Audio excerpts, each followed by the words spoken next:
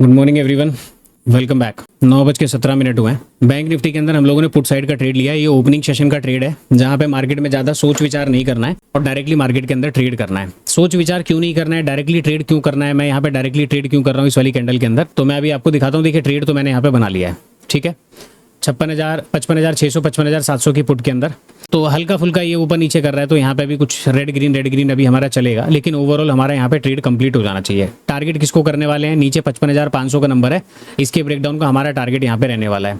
Target किसको कर रहे हैं, डबल बॉटम जो नीचे पैटर्न बना हुआ है ये टारगेटेबल है। मैंने आपको डबल बॉटम डबल टॉप के बारे में कुछ जानकारी वगैरह दी हुई है। तो देखिए यहाँ पे डबल बॉटम पैटर्न बना के प्राइस ने एक अपर साइड का रैली किया। तो पहले तो इस रैली के बारे में समझ लीजिए। जो ये रैली अपर साइड में हुई है, ये अपर साइड की रैली में आसपास के जो भी सेलर जो ब्रेकडाउन के बाद आए थे यहाँ पे, इन सभी सेलर्स को मार्केट ने निकाल दिया। तो सेलर के स्टॉप लॉस खत्म हो गए।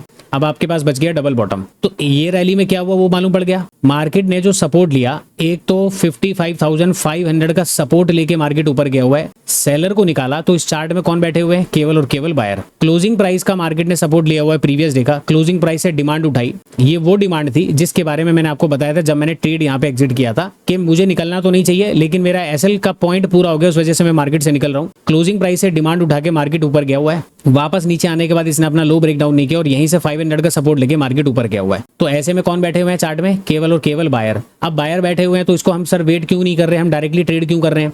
वेट ना करने के पीछे मार्केट में गैप डाउन है, लेकिन गैप डाउन में एक छोटी सी प्रॉब्लम है। प्रॉब्लम क्या है, गैप डाउन में मार्केट हमें या तो साइडवेज मोमेंटम में परेशान करेगा या थोड़ा सा वॉलेटिलिटी क्रिएट करके फिर मार्केट डाउन साइड आएगा, यानी बहुत आसानी से आपको मोमेंटम कैप्चर नहीं करने देगा ये। तो इस बात का ध्यान रखें। अगर ये नॉन स्टॉप मार्केट 500 का नंबर ब्रेकडाउन वगैरह कर जाए, फिर वहां पे क्या होगा, आपको बड़े मोमेंटम, देखिए अगर प्रॉफिट नहीं बनता है तब तो आपको वेट करना चाहिए ऐसे चार्ट में, लेकिन अगर मार्केट डायरेक्टली ब्रेकडाउन करता है तो छोटा मोटा अच्छा खासा करेक्शन करने के बाद फिर मार्केट कंटिन्यू करेगा।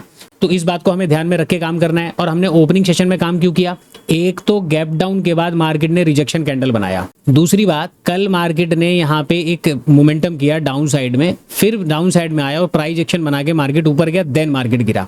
तो अभी मैंने यहाँ पे ट्रेड क्यों कर लिया, क्योंकि मार्केट में रेड कैंडल बनने के बाद आपको लग रहा होगा कि सर प्राइस ऊपर भी तो जा सकता है क्लोजिंग प्राइस का रेजिस्टेंस लेके, या क्लोजिंग प्राइस का ब्रेकआउट वगैरह करके फिर मार्केट आएगा।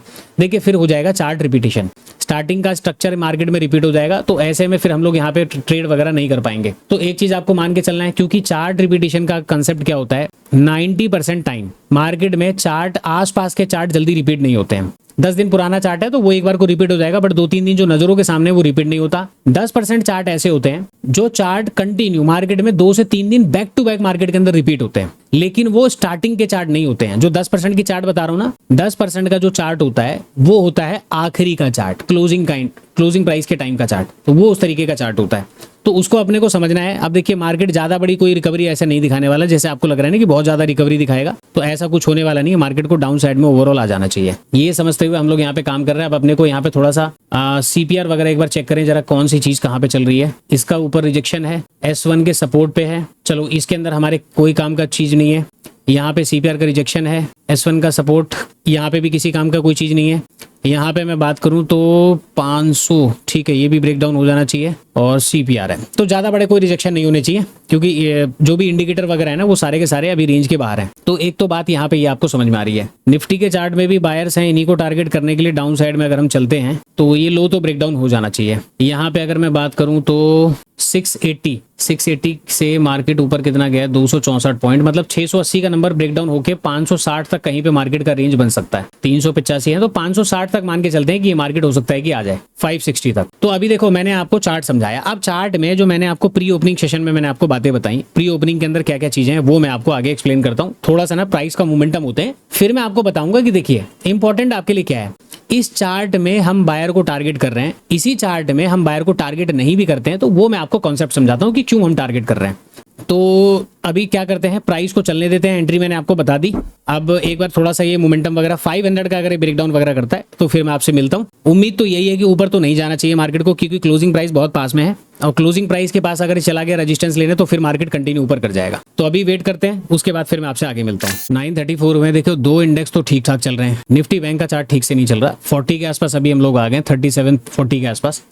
लगभग 11 साढ़े 11% के आसपास का आरओआई तो दोनों इंडेक्स में अपने को देखने को मिल रहा है। अब यहाँ पे 500 का नंबर पास में है, ये दोनों इंडेक्स ज्यादा गिरावट कर चुके हैं, तो ये थोड़ी सी हमारे लिए टेंशन है।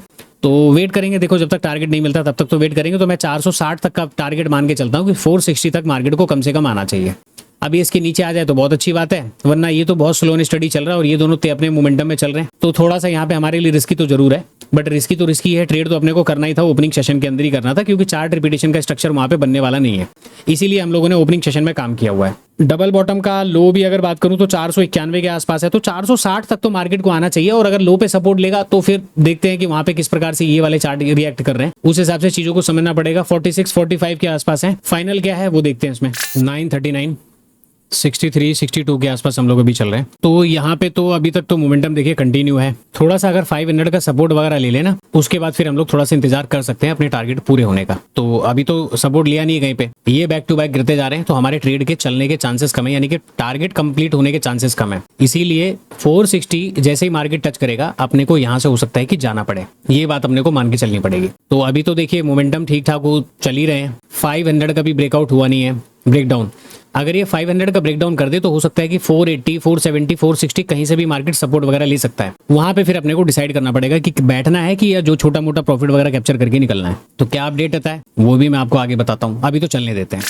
957 हुए हैं, 957 पे ये अपडेट है कि अभी जो पुट में हम लोगों ने एंट्री की हुई है वो वापस अभी हमारे रेंज में नीचे आ चुका है, क्योंकि निफ्टी बैंक ने 500 के पास से सपोर्ट लिया दोबारा और ऊपर की तरफ गया हुआ है। अच्छा ये तो ऊपर जा रहा है, लेकिन बाकी के इंडेक्स तो सपोर्ट कर ही रहे हैं। तो अब ये ब्रेकडाउन वगैरह करके, जैसे कि सेंसेक्स में मैंने आपको बताया कि 560 480 का नंबर है, ये दो नंबर मार्केट के पास पड़े हुए हैं, यहाँ तक तो मार्केट को आना चाहिए। अब निफ्टी की बात करूं, निफ्टी में मार्केट अगर ये ब्रेकडाउन कर दे तो ब्रेकडाउन के बाद इसके पास 280 का नंबर है, लेकिन अगर मैं 280 से फिर इसका मेजरमेंट करूं टॉप से जो गिरा हुआ है, हाँ तो ठीक है, निफ्टी के पास 280 का नंबर है, 280 तक इसको आना चाहिए। बाकी देखते हैं कि भी गिरावट कहाँ तक हुई है, कैसे हुई है। तो चलो अपने चार्ट में चलते हैं। फिलहाल तो अभी हम ट्रेड में बैठे हुए हैं, मैं तो ब्रेकडाउन का वेट कर रहा हूँ कि मार्केट ब्रेकडाउन वगैरह करे। निफ्टी बैंक नहीं गिर रहा भाई, ये हमारे लिए समस्या है, क्योंकि हमने ट्रेड भी केवल निफ्टी में किया है, एक ये प्रॉब्लम हमने कर दी। अगर हम लोग सेंसेक्स वगैरह में भी करते तो थोड़ा सा होप तो रहता है कि एक इंडेक्स पैसा बना के दे देगा।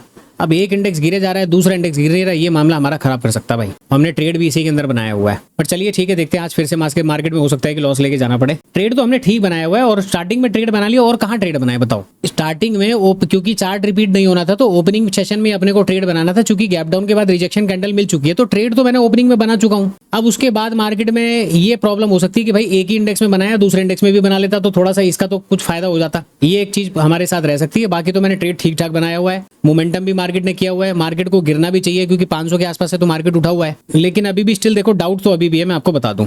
ठीक है, नीचे दो सपोर्ट हमने मार्क कर लिए हैं, डाउट अभी भी हमारे पास है। बाकी हाँ, सेंसेक्स में 580 का नंबर है, तो 560 का एक छोटा सा सपोर्ट है, और 560 के बाद ये फिर 480 का मैंने आपको नंबर बताया, 480 वगैरह ही क्रॉस कर सकता है। तो चलिए दोस्तों, इसको अभी हम चलने देते हैं। 1 लाख रुपए के आसपास हम लोग आ चुके हैं, तो लगभग अपने को 90 पॉइंट का मोमेंटम तो देखो कैप्चर हो चुका है। चलिए वेट करते हैं, इसको थोड़ा सा ब्रेकडाउन वगैरह करते हैं। 1,20,000 के आसपास जाएगा, तब कहीं पे एग्जिट वगैरह करने का प्लान बनाते हैं हम।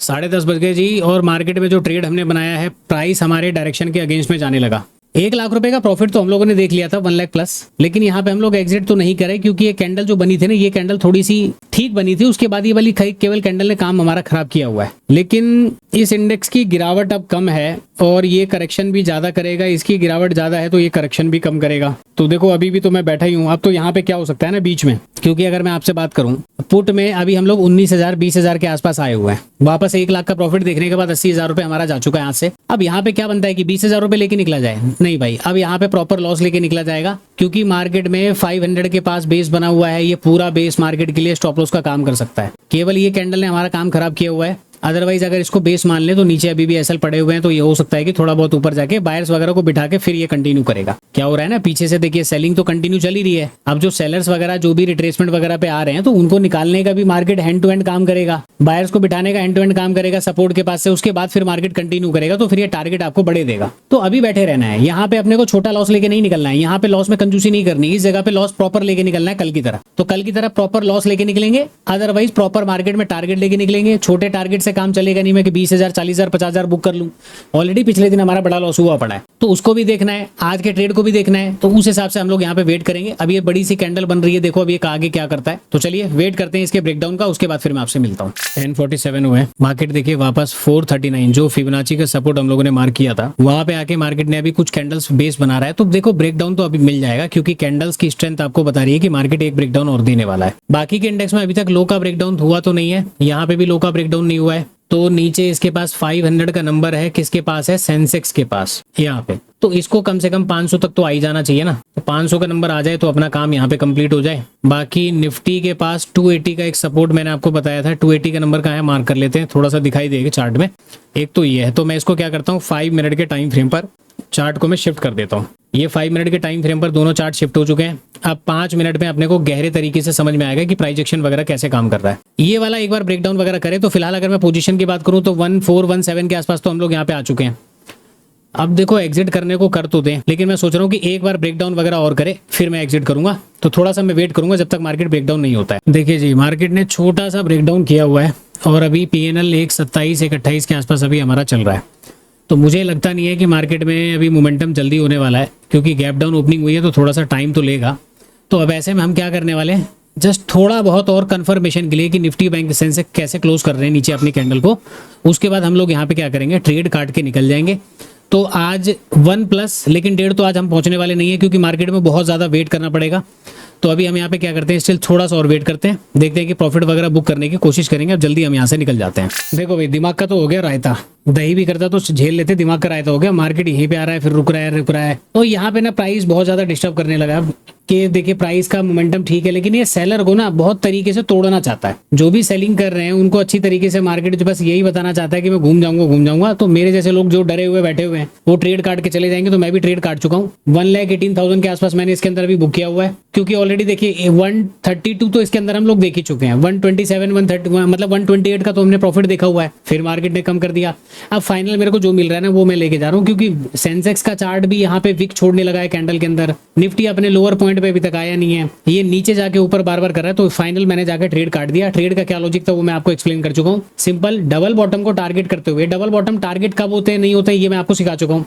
तो डबल बॉटम को टारगेट करते हुए 5 क्लोजिंग प्राइस पे डिमांड उठाते हुए 500 के नंबर पे सपोर्ट लेके जो बाहर गए, पीछे के सेलर को निकाल के मार्केट के अंदर क्या हुआ। देखो पीछे के सेलर ऐसा नहीं कि पूरे चले गए होंगे, हो सकता है, मैं अनुमान लगा रहा हूँ कि चले गए होंगे, क्योंकि मार्केट गैप अप है। गैप अप की कंडीशन में ऐसे जब मार्केट उठ के आता है तो सेलर भाग जाते हैं, हम तो केवल इतना मान रहे हैं। और जो बायर था इन्हीं को टारगेट करने के लिए हम लोगों ने अपना 460 का टारगेट लगाया। मार्केट में निकल तो हमें यहीं पे जाना चाहिए था, लेकिन कई बार होता है ना पिछले दिन का लॉस है, मैंने कहा सोचा थोड़ा और मोमेंटम कर जाए, तो उस वजह से हम लोगों ने ये रिट्रेसमेंट वगैरह में पैसा थोड़ा सा गवाया। यहाँ पे आने के बाद फिर सपोर्ट लेके ऊपर गया। देखिए बहुत स्लो एंड स्टडी मार्केट नीचे आ रहा है, आने को आ जाए नीचे 200 का भी नंबर पार कर जाए और नहीं आने को फिर मार्केट रेंज में चला जाए। तो रेंज में जाने के चांसेस ज्यादा लग रहे हैं, इसलिए मैंने ट्रेड को काटा। इसी के साथ आज की वीडियो को एंड करते हैं, मिलते हैं किसी नेक्स्ट सेशन के अंदर।